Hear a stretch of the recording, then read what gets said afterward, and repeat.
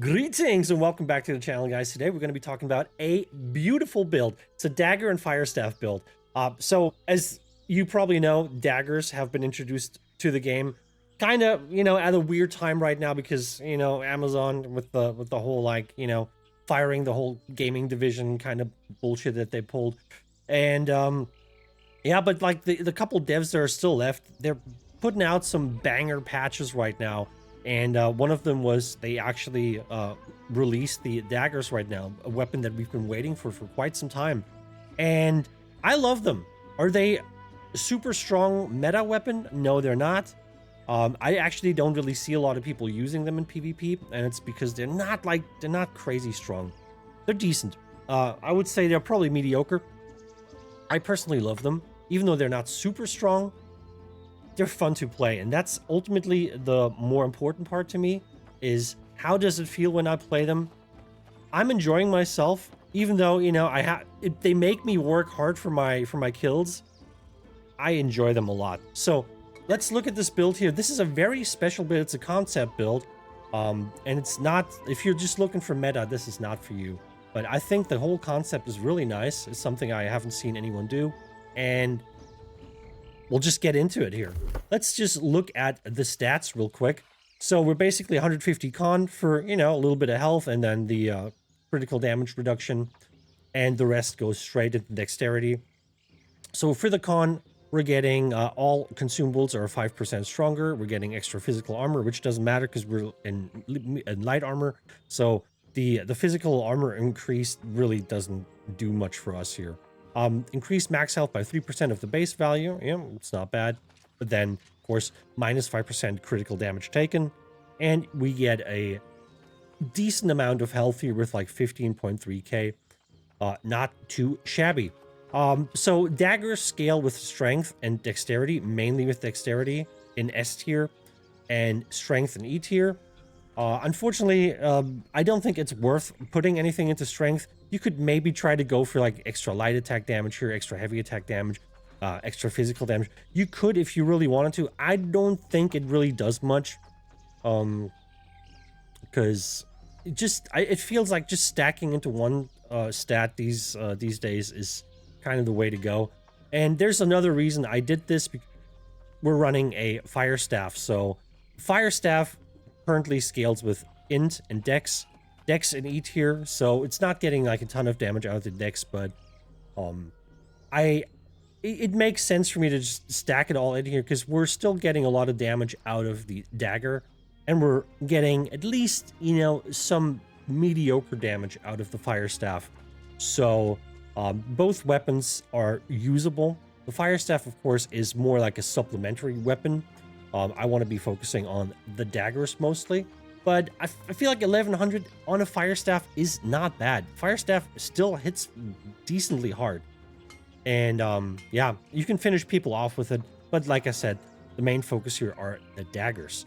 So just to get like the main question out of the way here, why am I not using Inferno? Because Inferno doesn't scale with dexterity. That's basically what it comes down to. If I use Inferno, that means if I want to build for Inferno damage, I have to build Strength or Intelligence, which doesn't really work. This patch, they've removed the option to put an elemental gem on your weapon and then have the weapon damage scale up with Intelligence. That's the thing we used to do in the past. It no longer works, which sucks because I actually wanted to play an Intelligence dagger, and I'm kind of salty that they decided to make the dagger a dex weapon again, as if we didn't have enough dex weapons yet. But it is what it is. For that reason, I've decided against the Inferno fire staff. You can still use it if you really want to, if you want to get that extra damage on the daggers and just not care for the damage on the fire staff. You can definitely do that. I've decided to, forego that just so I can have a little bit extra damage on the fire staff. And I have a very decent fire staff, so I'm doing well with that one. So yeah, easy split here. 150 con, the rest goes in dex. Let's look at the dex notes here real quick. You get extra critical chance, get extra base damage while at full health. You know, nice when you're engaging and get a little extra damage that way. Extra base damage while stamina is not full. That comes in really nicely with this build, and I'll explain to you in a second why that is. Extra duration on your damage over time effects, which is good. We're using Fire Staff, which has burns, and the Dagger has some poison, which is really nice. So you have actually a lot of damage over time on this build. Even though we're not super building like for damage over time, you could build for more, but just out of the box, we have a lot. Then we get some bonus backstab and headshot damage. Of course, really nice with the daggers. The Fire Staff's not going to benefit from this, but the daggers, of course, you know, you want to take all the extra backstab damage that you can get for the most part. We get extra empower after successfully dodging an attack. That's also a thing that comes in really nicely with this build, and I'll explain why that is. Weapon swapping will cleanse all stun and root crowd control effects with the 30-second cooldown. That's really nice. You know, when you... I find it kind of hard to remember that this exists, but when it happens, it mostly, like, you know, when it happens to me, it mostly just happens because, you know, I just happen to be swapping while I'm, like, rooted or something. Not actively thinking about this, but of course it comes in. Sometimes you just, like, you're out and you can move again. So that's a really good one to have. And then extra crit chance while empowered. We got some empower on this build, so we got extra crit chance. We actually have quite a high crit chance on this build. But yeah, that's the simple split here, 150 con, and the rest goes in dexterity. I'll leave it up to you if you want to go for like the 25 point notes here. They're maybe worth picking up if you want them. Extra light attack damage here, a little increase to backstabs, and then some cooldown reduction. But I'm just looking for the damage at this point. Let's look at the weapon mastery here. So on the daggers, we are using frenzied slashes, we're using thrusting slice, and we're using ambush. I've actually been using double neck stab mostly. Double neck stab ultimately hits harder, but there's a big issue with this one.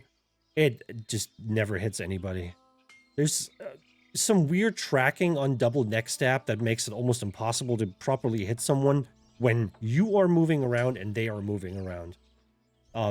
There seems to be some delay on, you know, when you cast it and you're dodging, you're moving around. There seems to be some delay on the targeting, the direction it goes off in. Because, like, if you're whipping around a corner and you press this, it doesn't go into the direction that you're looking at right now. It kind of shoots off in the direction that you were looking in half a second ago. So if you want to use this, and you could, if you like this better, absolutely use it. But you need to be a little bit more cognizant about the weird quirks of this skill. So you don't want to, like, just try to, like, roll around someone and instantly cast this. What you kind of want to do is you want to roll around someone or come around the corner or something, and then maybe throw in, like, a light attack, just so you have, like, you know, you kind of put your character in the right spot, make him look in the right spot, give the double neck stab a little extra time to kind of figure out which direction you're looking in, and then you can go for this, and then it should most likely hit the target. You're going to get better damage out of it. But if you don't want to bother with it, ambush it is. Very similar, a little bit less damage, but I feel like this one comes out much more reliably in the direction that you're actually looking in. But yeah, so those are the skills that we're using. Let's talk about them a little bit. Frenzied Slash is probably my favorite ability in the game right now.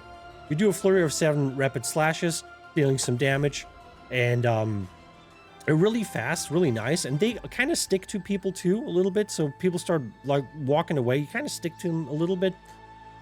Tracking on the daggers is not very good, but this one is probably one of the skills that has a little bit of tracking. And then you get the full combo bonus. I forgot to mention, we have dagger combo points. That's basically the underlying mechanic of the dagger.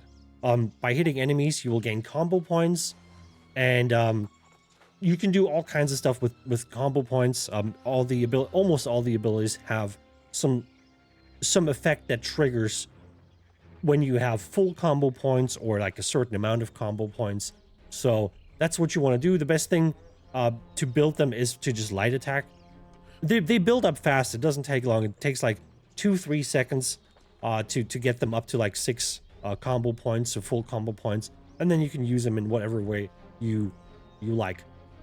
On Frenzied Slashes, the full combo points will apply Venom, Scoundrel's Venom, which is your bread and butter dagger damage over time that you get on different skills here, different abilities. When another really nice thing here is you gain move speed when Frenzied Slashes ends. You don't have to hit anyone with this, so if you just go in here and you just dodge out of it, you instantly get that move speed, right? So that's really nice for just, you know, some defense stuff. And if you wanna push it a little further, you wanna take this passive over here. On critical, gain 20% haste, right? So hitting someone in the back will give you 40% haste for a couple seconds. And the build that I have will make that a little bit longer, and I'll show you why in a second. But yeah, the Dagger's nice built-in speed that just comes very naturally when you just fight people, or when you just like pop this thing. And like I said, you could just hit someone in the back with this thing, get your 20% here. This one doesn't mention how long it is. I think it's like 3 seconds.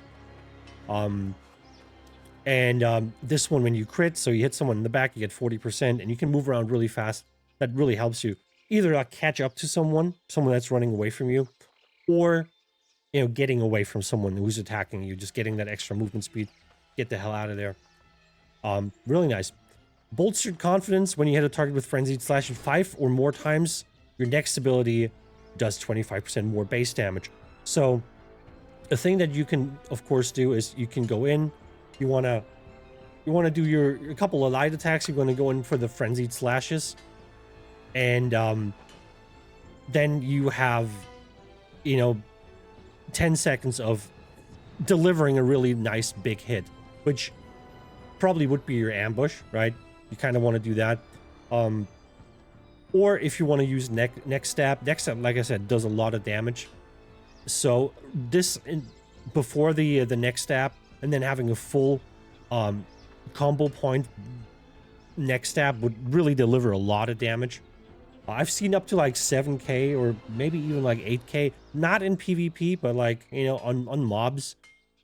In PvP, you can probably still hit for like 6k-ish, I would say. If you you know, hit someone that is not like super tanky. But yeah, on PvP, your damage is not going to be super high on a dagger, unfortunately.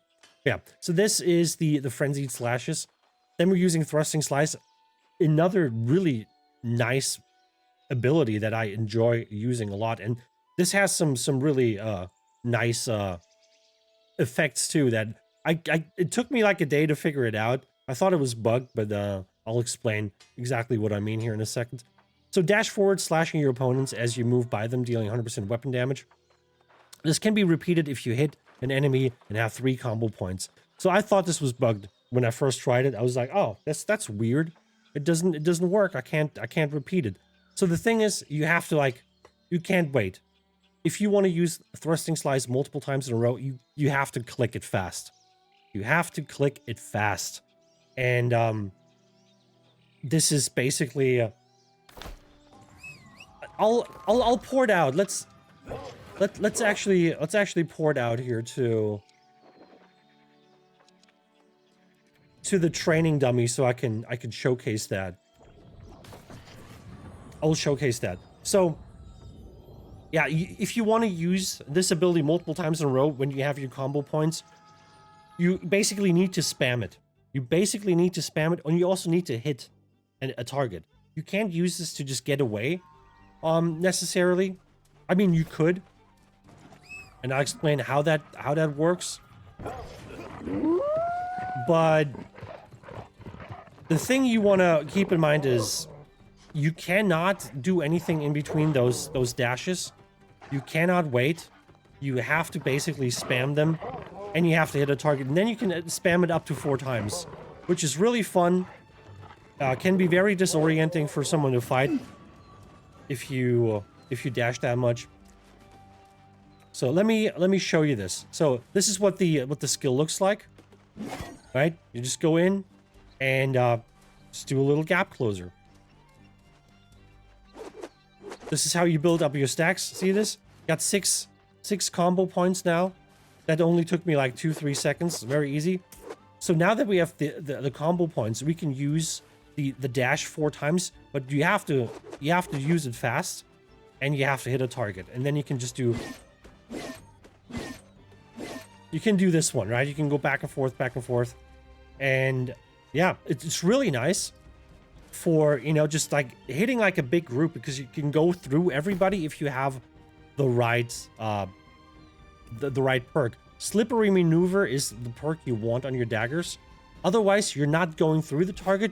You're basically you're hitting the target, you're bouncing off of them, which is, you know, it has like a little bit of an AoE, so even if you don't hit like bang on, you're still gonna hit the target, but it's gonna be a little bit disorienting because you're, like I said, you're not going through the target, you're kind of bouncing off of it, you're glancing it.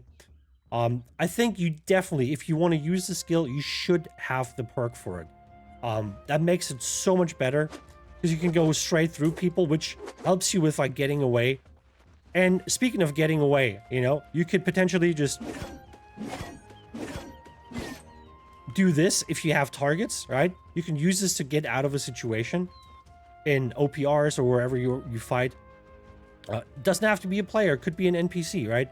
Anything that you can hit would basically give you another, if you have enough combo points, give you another dash that you can use.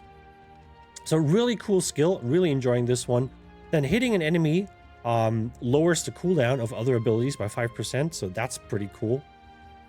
And the slick moves here reduce combo points consumed per extra activation down to 2, which means you can cast it up to 4 times, right? You get 6 combo points. You do the first one, and if you have combo points left, you consume 2, and then you have 4 left, and then you consume another 2. You have 2 left, consume another 2, and then you're out. So that's really nice. That's how you're gonna do it. And then, as I said, ambush is our new skill of choice. Like I said, if you like double next step better, go for it. I did use it up until recently, and then I just went for ambush because it does hit a little bit more reliably. Also has a shorter cooldown, which is a thing you got to keep in mind. Almost 30 seconds cooldown on this one, and only 19 on this one. So, you know, keep that in mind. Okay, so this is a low double slash that deals 150 weapon damage and roots your target if you hit from behind, right? Or from stealth. So if you want to root them and you don't have any combo points, you can hit them in the back, and that's going to root the target. And, you know, it's a pretty nasty root. It's also like probably the reason a lot of people go for this one, because the root's pretty nice. You could combine that with like, you know, like running like a void gauntlet and getting the scream on top of that for a double root. That'd be really trolly. But yeah, it's pretty nice. Activating this ability consumes all available combo points, do 5% more base damage per combo point consumed. So you're getting a little bit extra damage out of it. And then if you have full combo points, you would apply the root when from any direction. You don't have to hit in the back anymore, right? So you can just go through, hit them in the back, do this or that, or when you're fighting someone in front, you could just hit them straight in the face with your ambush, and that would root them as well. So keep that in mind if you want to make sure you really get that root on somebody. Get your full combo points, and then just go in here and do this one, and then they're rooted. Really trolly, really nice. And then of course after rooting them, you could potentially just go in and do your little spin to win move here, because they can't get away from it. Very, very nice. Love that one a lot. Then ambush inflicts disease. That's also you know, something that this skill doesn't do, but you know, disease very strong, reducing incoming healing. Then you get a rend stack here. We're hitting enemies rooted by ambush or that already have rend stacks on them from this upgrade. We'll add a rend stack that lasts 3 seconds. It's not something that I'm like particularly interested in, but you know, it's nice to have. And then this one, of course, numbing strike. After the root expires, they're hit with a 30% slow for 3 seconds. So pretty nasty stuff here, being rooted for like that long, and then getting a slow, and also not being able to heal properly. It's a nasty skill, not gonna lie. Let's look at the passives here. So we're taking Venomous Advantage, deal 10% more damage to targets inflicted by Scoundrel's Venom. That's just the thing that comes up through all kinds of different skills. This Venom applies in different places. Also down here will also apply the Venom. So just hitting people will apply basically the Venom. Critical hit chance increased by 10% when using daggers. It's really nice. That's what I'm saying. We have a pretty high crit chance on this one. Already showed you this one on critical gain 20% haste for 2 seconds. You want that. It's super nice having that extra speed because I told you the daggers are not great at like tracking into people. Having that extra speed is going to help you, you know, stay close to people, so you have an easier time actually hitting them. The Gritty combo, when you hit an enemy with an ability while at full combo points, you gain 30% stamina regen. This one's, you know, I'm actually debating whether I should take this out. And you would think, oh, why would you take out stamina regen? Isn't that great? Yeah, but also no. Also no. I might take it out because for this build, I actually don't want stamina regen. I'll explain in a second. If you hit with an ability without full combo points, gain grit on basic attacks for 10 seconds. That's also kind of crazy, right? Getting like extra grit on your basic attacks. Yeah, this build's actually pretty nuts because we have more than just grit. We actually have uninterruptible on this one, basically with like almost a 100% uptime. It's a nutty build, not gonna lie. Empowering thrust, hitting with heavy attacks adds a stack of empower. That's a thing, you know, that I wouldn't necessarily do that in like, you know, like a trading situation, but to open up, I would probably roll into like a heavy attack. You know, it's a pretty nice thing you can do. Just roll and then do a heavy attack. And you see, I really like when you come out of a roll and do a heavy attack, you kind of keep sliding a little bit, which is kind of fun to use. So kind of opening up with that one, just putting that on, puts the dot on, gives you the empower, stuff like that. It's a good way of opening an attack on a player, I would say. Then Cruel Momentum, hitting targets that are inflicted by Scoundrel's Venom, will with light attacks lowers the cooldown of dagger abilities. You know, which is good because like some of them, you know, they're a little bit on the longer side. 14 seconds here, 19 seconds here, and as we said, this one's almost 30 seconds. This one's almost 30 seconds. And this one's 14 seconds as well. So we have a couple like longer ones if you want to use them for, you know, whatever reason. I don't think this one's that great, to be honest. But if you want to use that, maybe you want to look at, you know, just really making a lot of use of the cooldown reduction here. Anyway, and then we got the Venomous Rascal here. As I said, critical hits apply a stack of Scoundrel's Venom. And since we're critting a lot on this build, you're going to be putting Venom stacks on everybody all the time. But the really nice thing is heal for 2.5% of your base health when hitting an enemy with an attack that would apply Scoundrel's Venom. So that happens constantly. So there's like some healing, some lifesteal going on constantly. Very nice. And then over here we got Empowered Initiation. That's basically just to start us off, because we have to take something. But that's not bad. If you haven't hit an enemy in 10 seconds, you gain 15% of power for 3 seconds when you hit an enemy.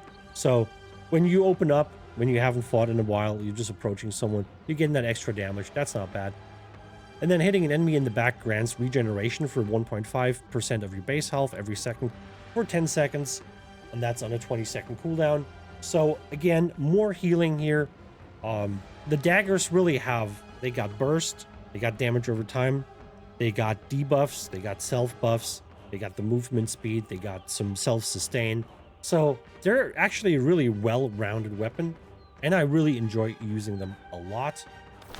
Right, that's the skills. Let me have a sip of coffee here. Let's look at the gear. That's where the magic happens, okay? So let's just start off by saying I'm using the second wind set.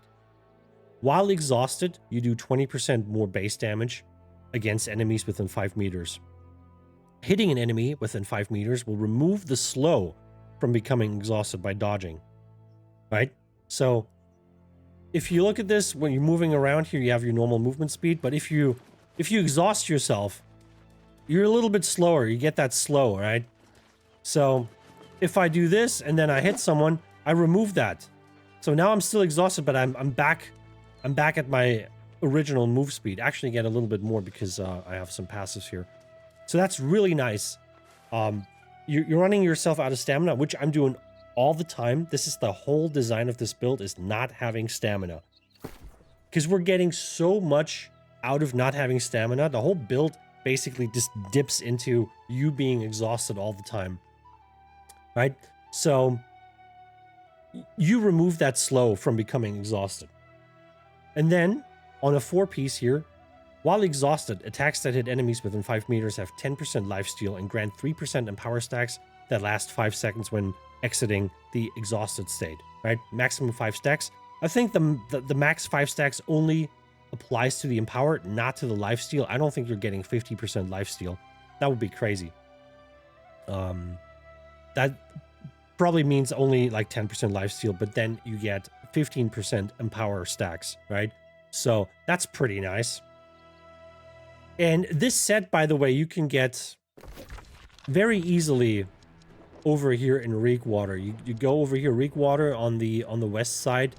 There's the NPC here that basically tells you about the soul marks and stuff like that, and sends you on a couple of quests where you get these soul marks, and then you can use the Soul Warden Armory, which is right here, and you can buy daggers there.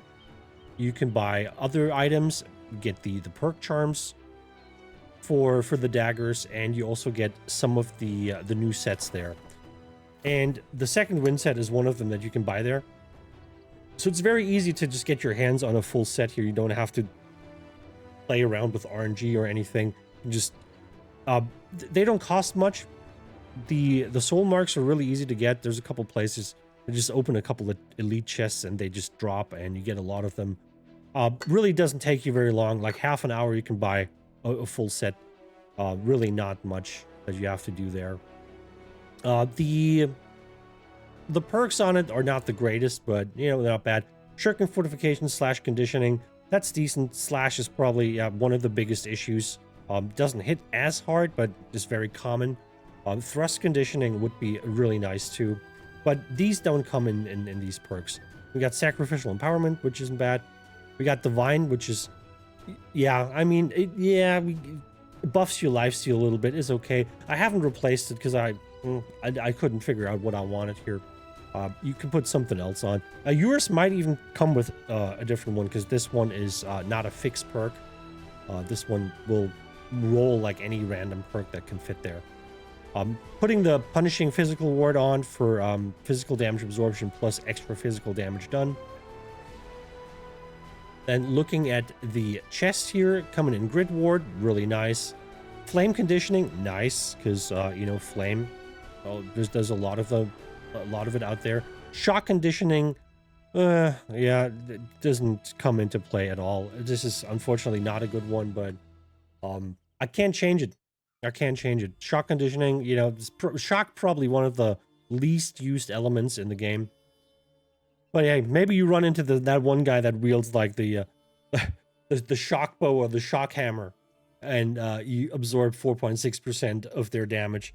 Yeah, good luck with that. Vital synergy, it's pretty decent. Although I gotta say, you know, not for this build particularly. Optimally, I would probably drop it if I could, but I can't, because we benefit greatly from not having stamina. So yeah, it is what it is. But then again, incoming heals are increased by 15% while that's active, so it gives you a little extra outside of the stamina regen rate. And then again, punishing physical ward here, very nice. Then we got this one here. Comes in enchanted ward. Strike conditioning, looks okay. Freeing aggression is okay. Punishing crystal ward again, physical ward again, and then we got the infix perk, enervated accuracy while under 50% stamina. You gain 15% crit chance. This one's always on there. If you buy the glove, that's always going to be that one. It's always going to have that perk. And I think that's really nice because, you know, just more crit for not having stamina. Just fits really well with the whole theme of the build. On the pants here, this is not a set piece, just random pants. Cross conditioning, not good. Lifestealer's draft, you should probably always have like one piece, because you can only have one of them. So you should probably just always have one of the Lifestealer's drafts on your armor somewhere. Keenly fortified, shirking heals, and leeching. Could optimize this a little bit. I've been looking for like different pants, couldn't find any that really satisfied me, so we're still hanging on to these. And then for our shoes, we're actually using the winged leather shoes. We get speedy, which is the the main passive that they have. Base duration of haste on you is increased by 50%, and you deal 10% more base damage while hasted. I already showed you we have a good amount of haste on this build, and there's even more that I haven't told you about. So these make a lot of sense. You can run other shoes or like any other armor artifact that you want, really, but they make a lot of sense here because they will increase your haste duration, which helps because the dagger haste is not super long, and this makes it more usable. Gets it up to like 5 seconds. And yeah, you just get extra damage for being hasted. Some freedom on here. Hardcore parkour, unfortunately, that's just not great. And then punishing physical ward. I haven't upgraded this piece, but if I did upgrade it, I do have an alacrity in this slot that is not yet activated. The alacrity would just give me a little bit extra haste duration. But I can't be bothered. It's too expensive right now, and it wouldn't make a big difference, so we're not upgrading it for now. Let's look at the jewelry here. This is just a general amulet that I have. Fortifying Incinerate, which is good because we're using that. Physical ward. Stamina recovery again, like I have these stamina recovery things that I kind of want to get rid of, but I don't have anything that I can replace it with that doesn't have stamina recovery. It turns out, I actually looked through my amulets. It looks like the majority of my amulets have stamina recovery on it. So I couldn't find one that really satisfied me here. So we just left it on. But thrust and slash protection, really nice to have. That goes a long way in this meta. The ring is also another set ring of the second wind set. We put the thrust ward in. We have enchanted skills, mortal strike. They're decent. We put the bushwhacked on, which is for the ambush skill. So hitting a target that is above 70% health with ambush will deal 11% increased base damage. Will grant you 15% energized. See, like another thing that gives you more stamina. It's not as bad as I make it out to be, to have that stamina regen on this build, because like this whole build is focused around being exhausted, right? But it's very easy to exhaust yourself, right? So if you have stamina, all you have to do is like dodge roll 3 times, which can benefit you anyway when you're in a fight because you're not getting hit. So getting to the exhausted state is easy, right? It's pretty easy. Oh my god. I'm not flagged! I would have loved to attack this guy there. I would have loved it. Anyway, so it's not that bad because you can always run yourself out of stamina very easily on this build and get all your benefits basically on demand by just dodging. And now comes the part why the dodging is not that bad. Why is it not that bad? Because we got Zeffy in the house! Zeffy, 14 months, appreciate it. Welcome back, brother. I hope you're doing well. Just recording a build video real quick. Sit down, get yourself comfortable. I'll be with you in a second. We got the Relentless Second Wind, which is probably one of the best perks I've ever seen. It's an infix perk. It's always on this ring. If you buy this ring, it's always gonna have it, right? It's always gonna have it. While exhausted, gain uninterruptible, which means you cannot be CC'd, which is incredibly strong, and it's so easy to get. I'm uninterruptible. Now you can come in with your hammer. I don't care. Oh, I got stamina. Guess what? I'm uninterruptible. What are you gonna do about it? Hit me with your sword and board? I don't think so. Oh shit, stamina? Uninterruptible. What are you gonna do now? Nothing. You're gonna do absolutely nothing. Uh-oh, what is this? uninterruptible. So it's so easy to just get your uninterruptible state up constantly. And that's why I don't think it's a big deal that you run yourself out of stamina. Of course, you can't jump when you're out of stamina, right? So I'm trying to jump right now. Can't jump. Can only jump when my stamina's back up. There it is, right? So, you know, in like capture the flag, when you want to use like a jump pad, you don't want to run yourself out of stamina. Otherwise, you can't use this jump pad. But in the other situations, you know, just being out of stamina, it's just not that big of a deal. It's just not that big of a deal, in my opinion. So, because you can't be stunned. Normally, that would be like the big issue, and you're kind of slow too. But having that second wind set is going to remove the slow, and we're gonna get into like more stuff here in a second. Why running yourself out of stamina is so beneficial. First of all, it's fun to just spam dodge rolls, but yeah, like I said, the stamina recovery here doesn't really matter too much.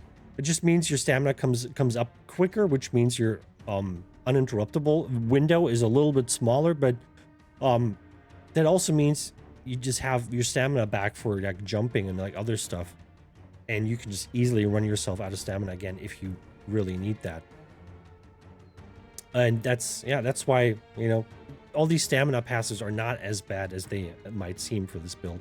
And then for the earring, we got Alchemist Reprieve, Refreshing Toast, Regeneration, Healing Heart, and Fortifying Toast. It's a decent earring. It's nothing crazy, but also nothing to shake a stick at. And yeah, it's decent. Put on what you want. You could of course go for the Blood Drinker. You could go Blood Drinker and Vampire Vestments with this build if you really wanted to, and just like stay in someone's face, be very aggressive and just keep hitting them. And I might do it after this build because I want to see what it feels like having like a full lifesteal build with this kind of playstyle. But for this one, I kind of opted out of it. We already have some lifesteal in the build, so I didn't want to lean too much into it. But yeah, let's look at the weapons now. Before we look at the weapons, Hard Rune, use whatever you like, but I think one of the best ones is Dark Ascent, especially the Leeching Ascent version here, and especially in combination with Healing Heart. That is such a game changer when you're being attacked, especially by multiple people.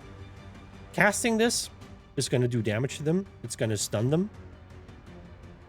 You're going to heal for 100% of your damage dealt by Dark Ascent, and then on top of that, you're going to heal for 7% of your max health every second for 3 seconds after using a Hard Rune. So it's super nice to just get this as like additional healing. If you hit like 3 people with this, usually your health just goes back up to full. It's such a game changer. So consider using this one, but if you don't want to use this one, use whatever feels good to you.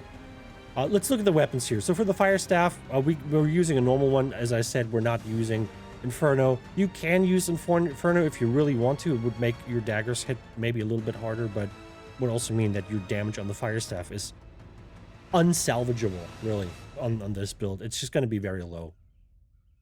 So we're using a normal staff, and it's a good one. Keenly Jagged, Keenly Empowered, Fire Harnessing, Frost Attunement, Abyssal Attunement. That's a very nice high damage staff. One of the best weapons that I have. It's stacked with goodness. You don't have to stack it that hard, but you know, if you can get a couple attunements on there, some fire harnessing, maybe some keenly powered, you know, just some keenly jacked. I'm just saying, you know, that's some good stuff. You might want to add it in there. And then the daggers are stacked as well. We've got slash harnessing, slippery maneuver, which is the one for your dash. That's really important to have this one. Allows you to go through enemies, and you will also deal 22% increased base damage. Very nice. And then flame attunement. Good. Always nice to have some attunement. And then here comes like the last kind of parts that tie this build together. The punishing gambit, 12% damage when your stamina is not full. As you know, we're running ourselves out of stamina constantly for a reason. We're getting 12% extra damage here. Plus, we get 2% extra damage just for our melee attacks. And then Desperate Empower, 12% more damage, again, when you're exhausted, right? And you gain 7% haste when you're exhausted. So not only not only are you, when you're exhausted, you know, you get that slow, oh man, that sucks. You're slower now, but if you exhaust yourself, you hit someone, you remove that slow. Not only do you remove that slow, you also get 7% extra movement speed on top. So now you're even faster than you would normally be just walking, right? You run yourself out of stamina, you hit this, and you get some haste there. Very nice. All right, you can just, that was a little buggy, but yeah, you can just, it's so easy to get some haste on this build. And as I said, the haste duration is increased because we were using the winged leather shoes. And you're getting some 10% extra damage. So we're probably hitting the empower cap in all directions here, which isn't bad. You know, normally people would say, oh, I don't want to go over empower cap. I haven't done the math because I gotta be honest, I'm too stupid to do it. Feel free to educate me in the comments. But you don't always have to have all the buffs up. It just means whatever you do, you get a buff here, you get a buff there. It doesn't matter what you do. You're always increasing your damage somehow. And if you hit the empower cap, great. You're as good as you can be. If you don't hit it, it doesn't matter. You still get buffs here and there. You don't always have to land a perfect combo and get all your buffs going. You know, you might just cast hit like this buff or that buff, and then you get a little bit of extra movement speed and you get a little bit extra empower. That's good enough, you know? Most of the time, that's good enough. Don't sweat it. But yeah, that's basically the build. A build fully focused around being exhausted all the time. It gives you, you know, it removes the slow. It gives you extra movement speed. It gives you extra damage. It gives you lifesteal. It gives you extra empower. It gives you uninterruptible. You get everything. You get everything, okay? Just for being a dumbass and rolling 3 times, which is fun to do. And it's really nice when someone's attacking you and you're just like, you're gassing your stamina for, you know, for 3 dodge rolls because you know that you will benefit from it. And yeah, the daggers are hitting really nice and hard. And you see the dots here, right? Just for like critting, just for hitting. And then you do your little combos there and put some fire on people too, all right? Oh, it's amazing.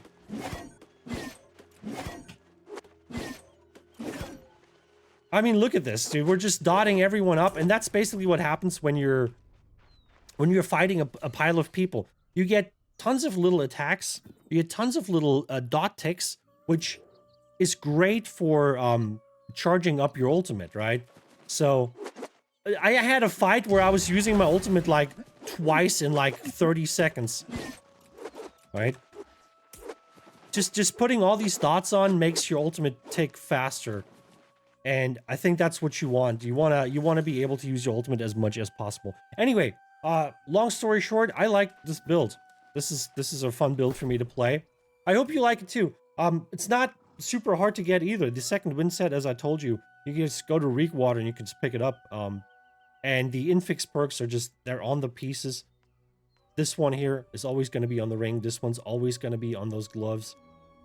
So it's pretty easy to get the very, very strong effects out of this game. And then, of course, the stuff that the second wind set comes with.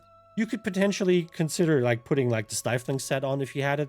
I don't have the right pieces. If I had them, I'd probably put like a stifling jewelry piece on and a stifling the stifling pants, just for some. I got stifling pants, but they're like heavy, so that would kind of ruin it a little bit. So you kind of have to, or maybe you just do like 2 stifling jewelry pieces, just so you don't have to deal with like the heavy armor stuff. And then you could incorporate this, the stifling stuff into your build as well. I might do that if I can get my hands on the right pieces. But yeah, that's it. That's the build. I hope you like it. Give it a shot. Let me know what you think. Don't forget to like and subscribe, okay? Do it. Do it now. Don't forget it. I'll be back with another video soon. Take it easy. Bye-bye.